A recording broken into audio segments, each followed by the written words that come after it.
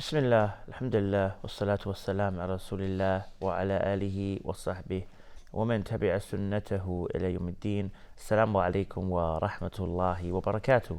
Welcome again to another episode of your weekly Islamic chat show, Guest of the Week, coming into you from Sharjah TV. And as always, I'm your host Ismail Bullock, and today inshallah we will discuss some of the etiquettes or some of the aspects of making dua, calling to Allah, calling upon Allah, supplicating as we know it. And to do that with me is brother Almir. Assalamu alaikum. Wa alaikum salam wa rahmatullahi wa barakatuh. Jazakallah khair for coming on. Now, as we mentioned, we want to discuss today some of the aspects or some of the points regarding supplicating or making dua. Yes, alhamdulillah rabbil alameen. I think supplication or dua is a broad topic. I mean, it takes a long time to discuss it, so we're just going to focus today on particularly because it's a common issue, right? I mean, wherever you go to the masjid, you meet somebody on the street, and you hear somebody else to say to you, make dua for me, right? Make dua for your brother. Or someone may ask you, can you make dua for such and such person, and so on. So we're going to be focusing on aspect of making dua for your brother or a sister making dua for a sister, right? And this is a unique part of our deen that, subhanAllah, we are, I wouldn't say obliged, but definitely recommended to do this. And this is from the Prophet ﷺ that was narrated in Sahih Muslim, where he said, the supplication of a believer for his brother in his absence will certainly be answered. Every time he makes a supplication for the good of his brother, the angel appointed for this particular says, Ameen, and then he says, may it be for you too. And this is narrated Muslim. So meaning that a lot of times, it's implied when somebody is asking you to make dua for him that you do it in private. But also we need to look at the other aspect, which is not every time we hear someone asking us to make dua for them, we should remember them ourselves in dua. And this is one of the etiquettes that we're going to focus on. Because I know, subhanAllah, we are all in need of help. We are all in need of dua because we are humans. We make mistakes. We are not infallible. We're not malaika who are created not to disobey Allah at any point and moment in their life. And their lives are much longer than ours. They are created for, and this is one of the ghaib things, one of the unseen things that we know about malaika, but we know some of them have been created since the beginning of time, and they will live until Yawm al-Qiyamah. Or they will, when everybody dies, they will die as well, and then everybody will be resurrected from al-Qiyamah. So they are living in infinite or long period of time, and they are never disobeying Allah. Yet we humans, we live for few decades, few years, and we do make mistakes, and we're in need of that dua. We need to make dua for ourselves. This is a number one thing. But also we need to think of others, because not only that others may have rights upon us, but it's actually something that we get rewarded as well.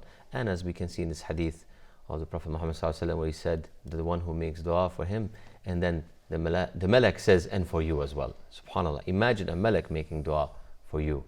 Somebody who is a perfect being, who is infallible, and says the same thing back to us.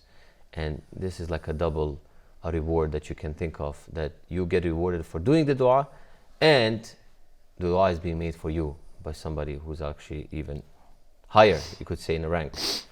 And if we start practicing this, it will make our hearts softer. It will make ourselves to be more humble. And we're going to be discussing a few things and points and how this can be achieved in a way that, of course, proper manner. What are the places to do that? What are the best places? What are the best times to do that? And also it will teach us something that I found very profound, is that we, at the end of the day, should not be judging people, right?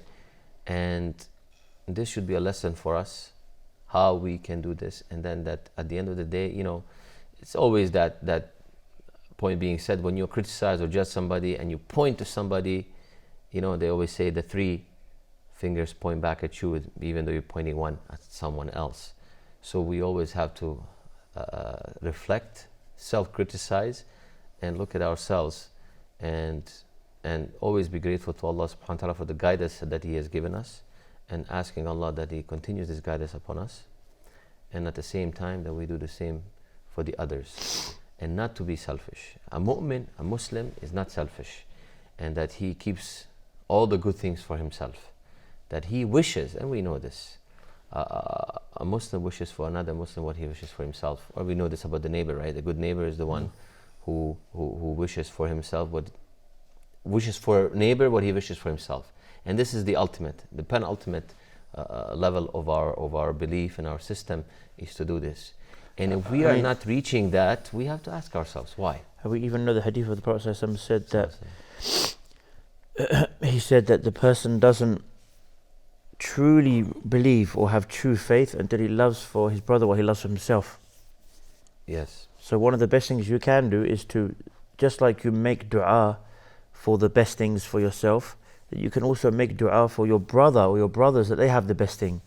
And another hadith that comes to mind, and this is one of the best things you can actually make dua, is we have that dua where we are told to say, Allahumma ghfir al-muslimeen wal-muslimat wal-mu'mineen wal-mu'minat al-ahyahum minhum wal-amwat. That, oh Allah, forgive the Muslims, Muslim men and Muslim women. Muslim men and Muslim women, the believing men and the believing women, the ones who are alive and the ones who have passed. And it is said that every time you say that dua, that you receive reward for this. Yes. So you imagine if you just by saying that one time a day, how many Muslims on the face of the earth that are either dead or alive are there? Billions. Yeah. So you can get billions of reward just by making that dua sincerely even once a day. one of the prescribed sunnahs to make the dua after each prayer, this particular dua. I mean, we've seen in narrations, and some ulama, they've said actually include this in your dua when you're making this particular part of the dua. And subhanAllah, if you get used to it, it'll be coming out of your mouth quite easily and always be, in there. Because I remember back home when we learned about Deen, this was the dua that we were always making. And the Imam or the Alim always made this dua, and it stuck with us, subhanAllah, without realizing the importance of it. Now, when you're making dua for someone, it doesn't mean every time you make dua for that person, say, I made dua for you, right? So it doesn't have to be always publicized. You don't have to say it. Keep it in private. Or sometimes you can say it out of solidarity. Or you could say, oh my brother, we know Allah has tested you or given you certain things to deal with, but you know that you're in our du'as. You know that many people have made dua for you, many brothers, many sisters, so on and so forth, that they made dua for you. And also, one of the very important things is for us when we're making the dua, that this dua, it's not, how can I say, it's not a bland dua. Oh Allah, I'm making dua for Fulan ibn Fulan. Just like that. No, you have to be more specific. Ask Allah specifically for that brother what you think he's afflicted him, that he needs help with, or general dua in a sense that you ask, oh Allah, give this person khair in this what he is doing, in this endeavor that he is about to embark on. Or about a person is about to go for Hajj, or a person is going to do something, something else, or starting a new business or whatever, right? So you make dua specifically for that, and you be sincere, and then you'll be and you kind of structure the dua that it's unique for that individual, and that makes it even more sweet and more, Allah will accept it more. Instead of just, making a general dua for this brother, I'm making dua because he asked me to, or, of course you do that, but the ones who are closer to you, from your family, of course, you make more dua for them. Your friends specific and all that, and try to point some things that what they are in need of the most. Allah has tested some people, subhanallah, with a divorce, for example. So you make dua what's khair. You do not take sides or say this person, you make dua against them, or that person. You say that Allah gives them khair, that Allah finds a solution for both of them, and that Allah subhanahu wa ta'ala also gives children what's khair, right? And these are all the things that in this world, in this life now particularly, are happening. So we have to be able to how can I say, navigate through these issues, social issues, so that our du'as also can be appropriate. And we know that this dua that's made at certain times, it is wajib to be accepted. It's like mustajab. It's like, there's certain times. And we know what time was it the dua that are accepted. Of course, in Ramadan, in Qiyamul Layl, in those times, in Dhul Hijjah, for example, those are the times, for example, after Asr, after Fajr, those are the particular, in the time of days. Definitely Friday is a good time also as well. I mean, even on a daily basis between the adhan and the iqamah. Yes. And as you mentioned on the Friday, there's that special time, which most of the scholars agree, strongest opinion-wise, is an hour between Asr and Maghrib, like the last hour between Asr and Maghrib. Something we often do when you're traveling. Yes. No. Yeah. No. I'm talking about, like, for example, the time-wise. Now, when you're traveling, definitely. And, this is specific, special times. And, of course, when you go for Hajj, Arafah is a special time. When you go for Umrah, doing Tawaf, and you're not maybe doing Umrah particularly or in Hajj, but you're doing extra Tawaf, this is the time of dua. SubhanAllah, I think just recently there was a khutbah, we're talking about forgiveness and repentance. It was very important.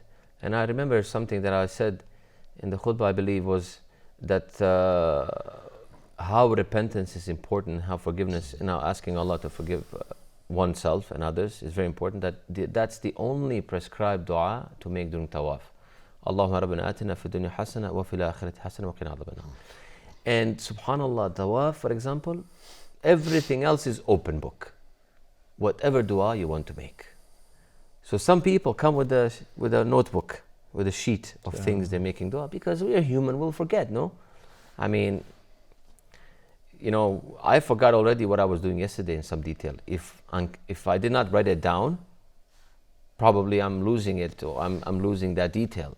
So same thing, lots of people, when they go for Umrah or they go for Hajj, some of the ulama, they've said, write it down, be constructive. Write down a piece of paper so that you may remember. And this is a special time, doing tawaf, making dua. I know one of the scholars in Mecca, he was from, I think he got his PhD, was a professor.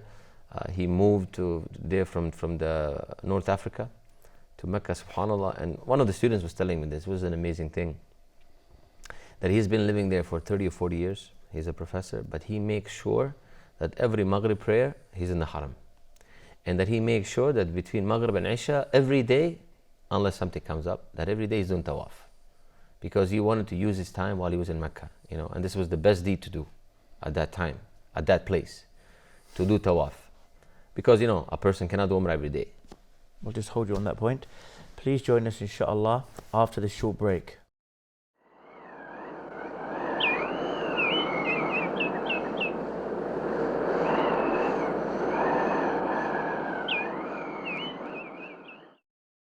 Assalamu alaikum and welcome back. Now, just before the break, we were mentioning, I believe we were mentioning the Umrah, and you mentioned an example of the Shaykh who came to Mecca, and he used to use all of his time on a daily basis, as much as he could, between Maghrib and Isha to make the tawaf. Yes. To make, Yeah. And that's a great time, obviously, for making dua. Yes, he was a professor at the university in Mecca, Islamic studies, maybe, I don't know which branch he was teaching, maybe Sharia, maybe fiqh, or something like that. But anyway, regardless, he was making tawaf or try every day between Maghrib and Isha. And particularly, he was making dua. This was every day he was making dua, of course, for himself, for his family, but also for other people as well. And imagine doing that on a constant basis, because we know a deed that's constant, even if it's small, it's huge in Allah's eyes, because this is something that Allah loves. It's not a person who comes in and prays 100 or 200 rak'ah nawafil one day and leaves it for next week or next month, and then does it again. If you do every day a 2 rak'ah, for example, before sleeping, or some nawafil, some voluntary thing, this is more beneficial to you and more appreciated by Allah subhanahu wa ta'ala than doing something, a lot in a short period of time. So the Shaykh was doing this, and so we're saying like the times we mentioned, these are the places to make dua, of course. And of course, one of the major things is when a person is afflicted by calamity and shows patience and making dua at this point. And really asking Allah, even though it's stressful time for that person, and he makes dua for himself, and especially if he remembers others in his dua. I think it's also important to mention that when making dua for others, it's a very good habit for us.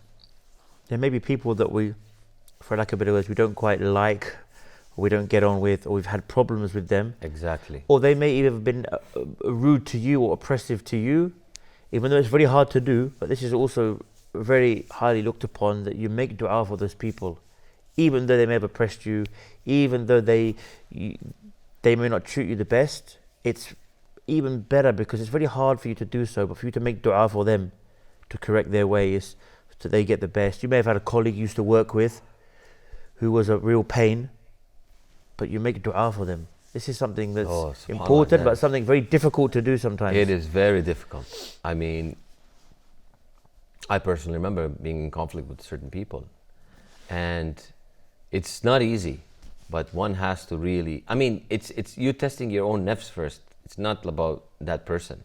It's about you, making sure that you kind of clench your teeth and clutch your fist in and say, maybe I should do this. And if we practice this, and if we get good at this, subhanallah, then the doors of forgiveness will open, and people will love us, and people love such an individual, and he will, and Allah will love him as well. And subhanallah, this is very important. And now, it is of course best to conceal these du'as you're making from individuals because of sincerity. Just like the one who gives in charity, that hides and does it only for sake of Allah without announcing to the whole world, hey, look, I've given this or that. So this is the same thing. And subhanallah, you never know, like maybe people have made dua for me. I'm sure they have, and I'm sure people have made dua for you and others that you have never been aware of. And something good that happened in your life, and you're like, subhanallah, look at this, something amazing that's just happened, and you're like, what did I do to deserve this, like this goodness, I mean. And maybe it was because a brother made dua for you in your absence, and he was making sincere dua, and he's not telling you, of course, because it's sometimes, it plays with your head a little bit when someone keeps telling you, this person is making dua for you, that person is making dua for you, that person is making dua for you. So you're thinking of yourself highly, that so many people are making dua for me. Oh, look, I must be important. So that way, subhanallah, you never know. But Allah subhanahu wa ta'ala is the wise one. So those deeds will be opened, and they will be known that, this person made dua for you in such and such time, and Allah has answered it, and that's why. Subhanallah. Imagine coming on the day of Yawm al-Qiyamah, and either you made dua for somebody that Allah has opened the doors for them, or somebody made dua for you. Imagine the happiness for both individuals. And this is one of those things that and especially the people that you said yourself that don't expect you to pray for them. Like you have somebody you had conflict with, and you make dua for them, subhanallah. Now, how also when you're making dua, we need to diversify our supplication, diversify our dua, not to make it like one standard dua for each individual, each person. And so because our duas are going to be touching numerous lives, and so you can do particularly that, or maybe you're making dua for somebody to be healthy, somebody who has different issues or ailments. It could be a mental health issue, it could be a physical issue, it could be physical disease or ailment or disorder. And also that by doing this, the result of your dua and your prayers might be comprehensive. What I mean by that is, just because you're doing this, maybe Allah gives khair in this person's life in many regards. Maybe he made dua, sincere dua for a person to be healthy, to give him or her a cure from the ailment that they're suffering from. Yet Allah subhanahu wa ta'ala, not only that He gave them a cure, but He opened the doors in other avenues for them. This could be a way as well. So in particular, we have to think of a person. I will mention a few categories and how to make dua for them. So we have to think in the following categories to make dua for them daily. For example, a person who has good qualities, but he hasn't been or she hasn't been guided to good faith. So we have to make dua for guidance so that perhaps Allah subhanahu wa ta'ala can further guidance for them. And we see lots of people out there that they are good people, but they have not given the proper hidayah. So we keep asking Allah for this to happen. So these are the first group of people. The second group of people, or second person, who is involved in good work, that Allah accept from them and keep them sincere. So that you want them to continue what they're doing, but at the same time you're making dua for them that what they're doing, it's accepted for them. Because a lot of people, and this is human nature, when they see somebody doing good, there's the ayn, there's the evil eye, there is some jealousy, some hasad, it could happen, right? So you, instead of you seeing this, make dua for them, so that Allah will make these things continue for them, but also that Allah is keeping it sincere, that this is done for His sake only.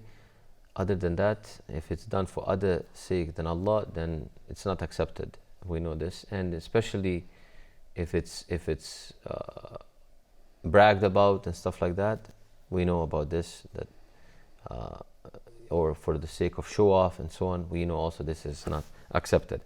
Third type of a person to make dua for is the one who's committing a public sin, right? So we ask Allah that He makes this person, that forgives him his or her sin, and if the dua is accepted for a major public sin, then the angels will say Ameen for you, and perhaps Allah subhanahu wa ta'ala will forgive you both in public and private sins. And it will, of course, at the same time now, when you're doing dua for somebody who is doing this public sin, doesn't mean you have to announce it again and saying, but you have to be wise about it. And a lot of people, a lot of times, they make dua for somebody, but then they criticize such an individual openly, and they criticize in such a way that may dishonor this person or put him down, and then at the same time we're making dua. So this is a kind of a conflict, isn't it? This is a kind of a how can I say, an oxymoron. You want good for them by making dua, but yet you're doing opposite while criticizing them in such a manner that is not appropriate. We know there are etiquettes for that, and there's places for that, but maybe it is not our place to criticize such individuals, right? If you're just a general ordinary folk, it's not up to us to go and correct all the evils out there. It's appropriate people are ordained for that. Our fourth category, a person, of course, who is ill, that Allah grants him or her full health, so that perhaps Allah subhanahu wa ta'ala will either heal you if you're sick and preserve your health, and if you are healthy, and so on. So because you're making dua for somebody to get healthy, that Allah will keep the same for you. This is that we go back to the hadith of Prophet ﷺ, where he says that you're making dua for somebody, and then at the same time the Malak says, and for you as well, Ameen to you as well. So already, even without you making dua for yourself to give you health, that because you're doing it for an ill person, that Allah subhanahu wa ta'ala is the dua is being made for you at the same time, and that Allah make you. I mean, we see throughout the Sunnah and even ayat in the Quran, many times we are told in the Quran different du'as that are in there, the verses, that talks about forgiving our brothers, forgiving the believers, where we are told to make these du'as quite regularly, that focus on making du'as for others. So du'a, as you mentioned, is an important aspect of it. It's not just to make du'a for yourself, as we've been discussing, but to make du'a for others as well. And that's what the Quran points to. And that's what the even the Sunnah points to. We see different du'as made for the believers, for the brothers, Yes. for our brothers who have passed us in faith, etc., etc., and not to make us a fitna for one another. So this is it's a standard thing that we should do this as much as we can. Make du'a for other people. Yes. Make du'a for collective Muslim ummah. Yes. Make du'a for collective brothers and sisters.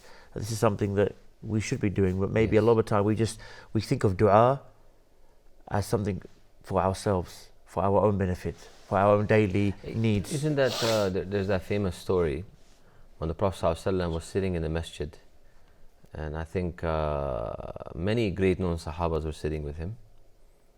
Among them was Umar radiallahu anhu. I believe Abu Bakr was there as well.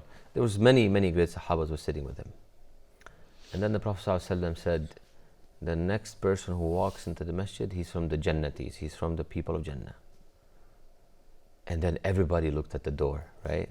And the Sahaba, subhanAllah, they had this quality of, you see, if somebody were to say, the next person who walks to this door will win $1 million. A lot of us will say, oh, why not me getting that million instead of him, or something like that. I'm just saying. But Sahaba, they had the whole different mindset. It was one of those things, he walks in, so they're expecting, who is this now, right? So it could be maybe one of the other great known Sahabas. And then turns out the Sahabi that walked in was lesser known Sahabi. I forgot the name. I don't know if we even know in the Sunnah what the name of this person was. But what did Umar radiallahu anhu say? He did not say, how did you, he said, I'd like to stay with you. I'd like to know, can I spend some time with you?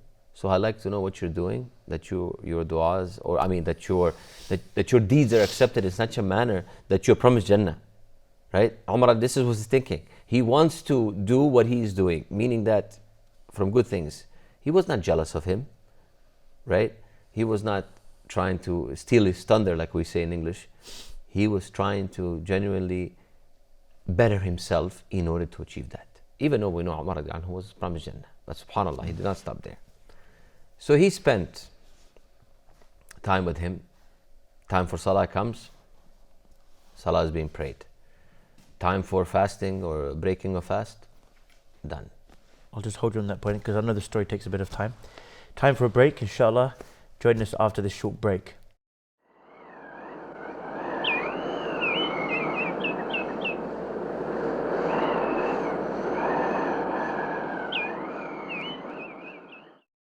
Assalamu alaikum and welcome back. Now, before the break, we started that story that may be known to many, but it's a very beautiful story.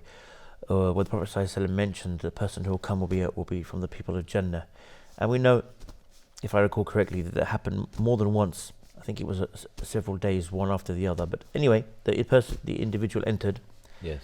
And we know then that Umar basically said to the man he wanted to go and stay with him to see. Yes. What is special about this man? He's not a very well-known Sahabi. We don't know him to be somebody of extensive piety necessarily, or knowledge, or extra worship. So he thought it must be something that he's doing in his house. Yes. He had this Exactly. idea, but this must be someone who prays all night or fasts all day. Umar, we know also he had his own criteria. When somebody came to him, vouch for this individual, I know this individual, such and such. And then Umar would ask him, do you really know this individual? He's like, yes, I do. Did you spend time with him? Yes. Did you actually spend the night with him? Meaning that you've shared accommodation, that you've spent good time amount of together to witness throughout the whole day and night what's going on in this individual's life. And then the person will say no. Then Umar will tell him, you really don't know him. Right? So this is what Umar did. He went to him, he said, can I spend time with you? And one of the reports, if I'm correct, that he spent 3 days with him. 3 days and 3 nights. And he's waking up on time, he's doing all of his prayers, he's doing what I'm doing. So after first day, he's like, I don't notice anything different. Second day, same thing. Third day, He didn't notice any like lots of qiyam al-layl Yes. or lots of voluntary fasting Or that he maybe is or going lots out of and giving charity. Yes, he noticed. He's doing the, you could say, some the obligatory Yes. things. He didn't notice anything out of extraordinary, right? Of course, he was a good character, smiling, giving salam, all of these things that's expected, right? So then he asked him, he says, what are you doing different? And then this individual, subhanAllah, he said, every night before I go to bed, I offer 2 rak'ah of voluntary prayer, nawafil, where he asks Allah to forgive all the people, Muslims, and that he also himself forgives them.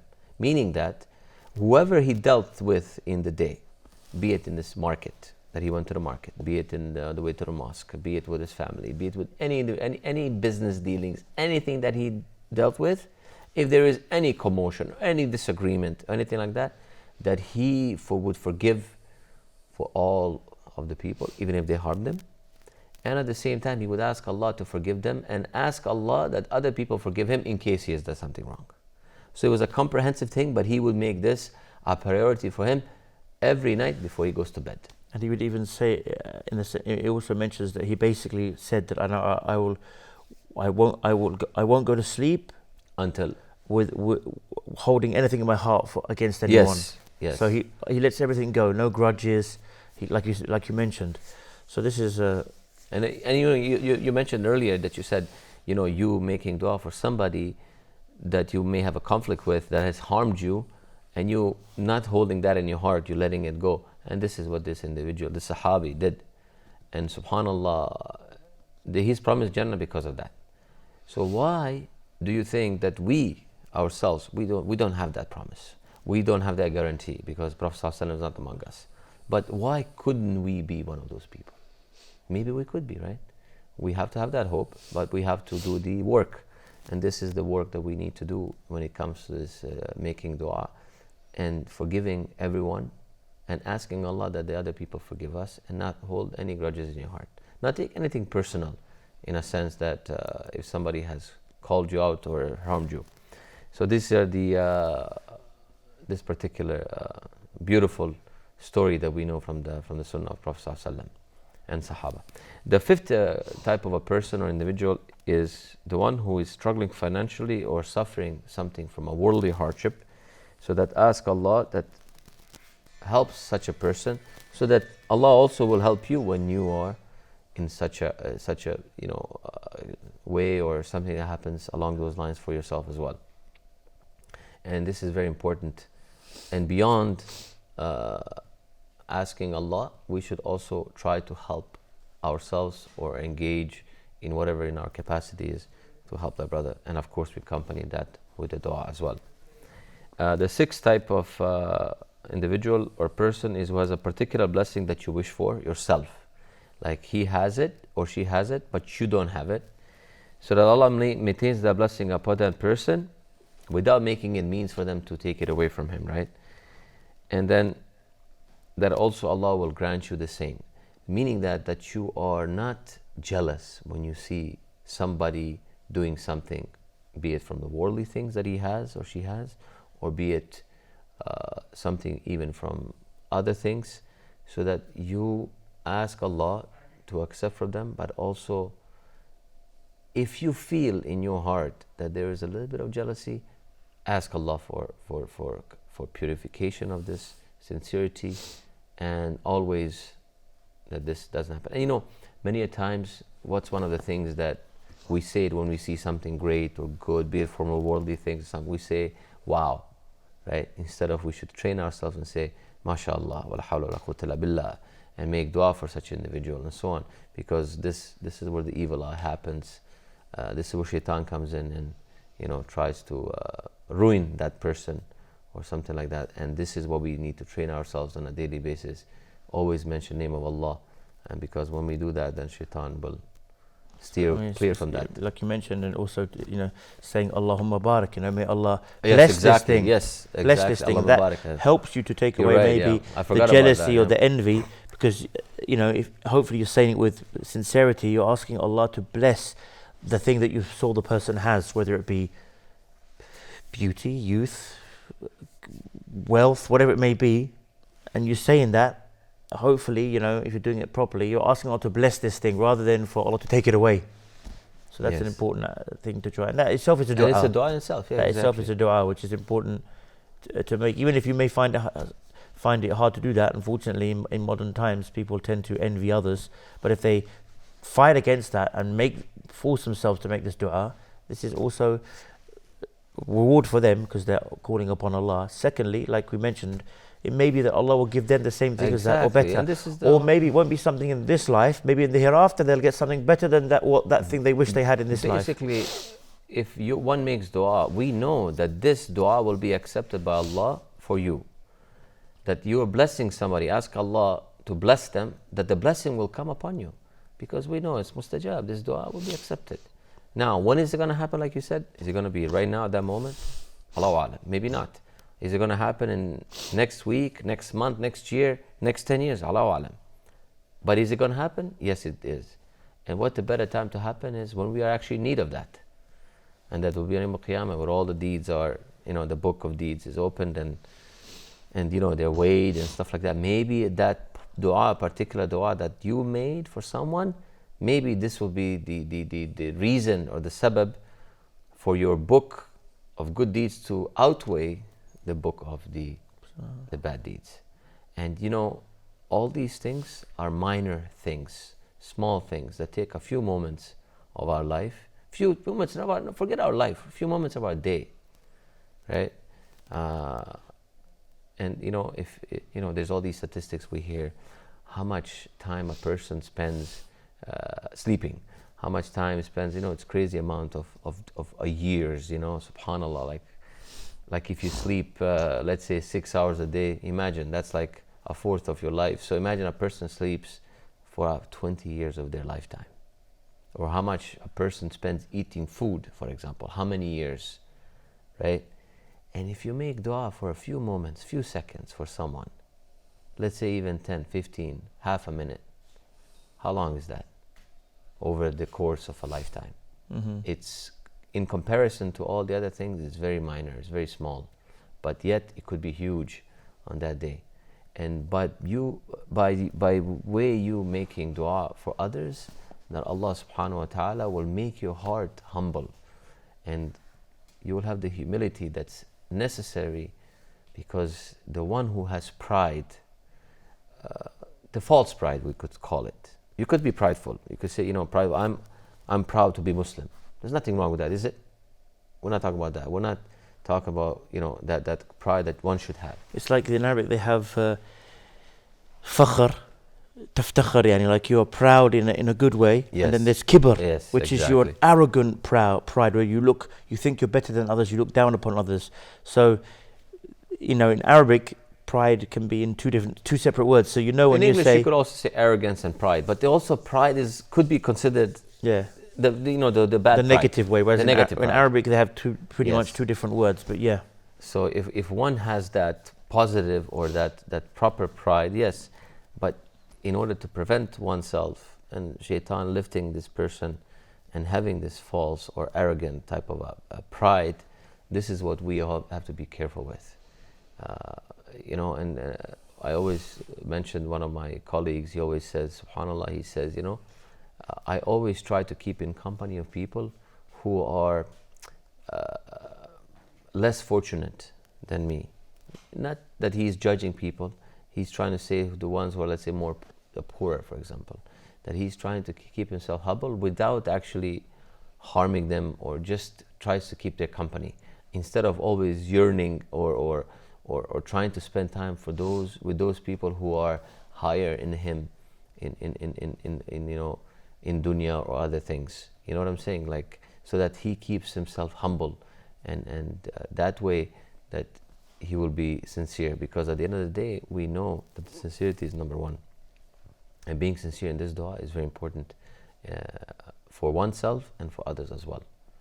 And if we do this, then everything will be smooth and shaitan will stay away, and our lives will be much brighter, much better, and we will not be miserable. And this is if you were to ask a person, what is the one of the things you're looking for in life, a person who doesn't even believe in Allah, and they will say, I don't want to be miserable, right? I mean, we see even the non-Muslims, they are giving away in charity and so on. They're trying to do everything not to be miserable, right? And giving, sharing, and this is a part that doesn't cost one. It doesn't cost us anything to make dua for somebody, right? So this is a part of life that's minuscule, and it doesn't cost one even a penny or a dirham or a dollar or a riyal or whatever it is. It's very minor, and it will make oneself to be a better person, better Muslim, and more humble. I mean, I guess just before we end, I mean, like all that you mentioned, and just the fact that you're making dua for other people's success, for other people's happiness in this life and the hereafter, inshallah will lead to you also being having happiness and success in this life and hereafter. Because if you make it sincerely, like we heard before, you'll get this back. Yes. So Jazakallah khair for coming on today. Wonderful. And for the viewers there, we handled today dua from a different perspective. Of course, we've always mentioned in the past that your dua is only asked of Allah alone in general. But today, some of those benefits of making dua for others, that inshallah you can also reap the benefits. And until next time, inshallah, I leave you as always. Wassalamu alaikum wa rahmatullahi wa barakatuh.